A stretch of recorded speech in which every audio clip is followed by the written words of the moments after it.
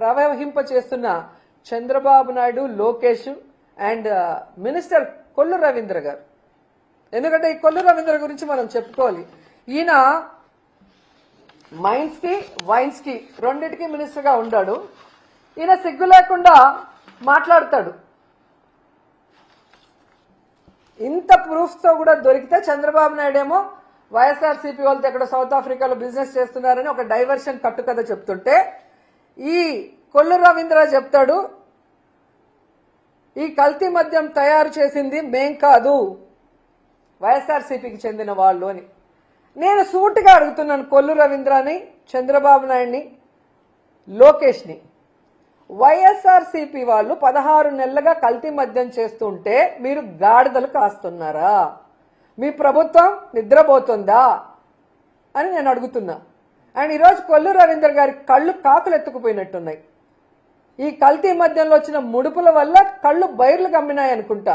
ఇలా సిగ్గు లేకుండా ఆయన మాట్లాడుతూ, ఈరోజు నువ్వు తెలుసుకోవాల్సింది కొల్లు రవీంద్ర, మీ ఎక్సైజ్ అధికారులు ప్రెస్ మీట్ పెట్టి ఈ కల్తీ మద్యం కూటమి ప్రభుత్వం హయాంలో ఇప్పుడే జరిగిందని క్లియర్ కట్ గా చెప్పారు. ఆ ప్రెస్ క్లిప్పింగ్ లో ఒకసారి చూసుకుంటే నీకు బుద్ధి వస్తుందని కూడా ఈ సందర్భంగా తెలియజేసుకుంటున్నా. ఎందుకు కొల్లు రవీంద్ర గురించి మాట్లాడాల్సి వస్తుందంటే, ఈయన పైకి చాలా గొప్ప వ్యక్తిలాగా మాట్లాడుతున్నాడు, చేసిన తప్పులు సరిదిద్దుకోకుండా. ఇటు వైన్స్ లో అటు మైన్స్ లో ఈ రాష్ట్రాన్ని గుండు కొరిగిచ్చేస్తున్నాడు. ఎందుకంటే నగిరిలో మేము చూస్తున్నాం, కొండలు కొండలు కరిగిపోతున్నాయి. ఈడొక దొంగ ఉన్నాడు ఎమ్మెల్యేగా, కొల్లు రవీంద్ర అండతో ఇక్కడ వీడు కాన్స్టిట్యున్సీకి రాడు, ప్రజలకి పని చేయడు, ప్రజలకి వెల్ఫేర్ ఇవ్వాలన్న ఆలోచన లేదు.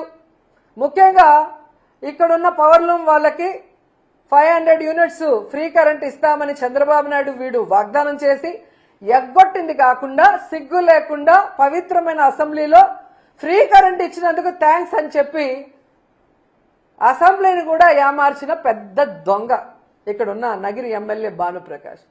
సో ఈ కొండలన్నీ కరిగించి ప్రజలు ఈరోజు నోరు కొట్టుకుంటున్నారు, ఇలాంటి వాడిగా మేము ఓటేశామని.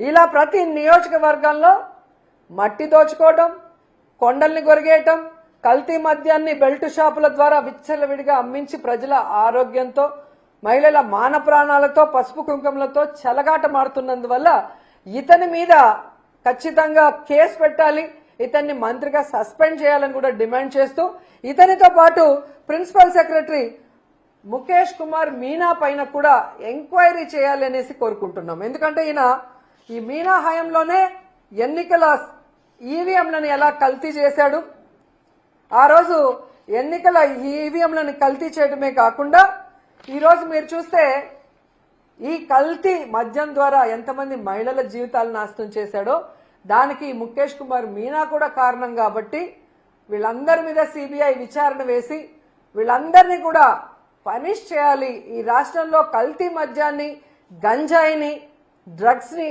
అరికట్టాలి అని చెప్పి మేము మోడీ గారిని చేతులెత్తి నమస్కరించి వేడుకుంటున్నాం. ఎందుకంటే ఇది ఆడవాళ్ల జీవితాలకు సంబంధించిన విషయం, ఇది ఆడవాళ్ల పసుపు కుంకుమలకు సంబంధించిన విషయం, ఇది ఆడవాళ్ల తాలిబొట్లకు సంబంధించిన విషయం, ఇది ఆడవాళ్ల మాన ప్రాణాలకు సంబంధించిన విషయం.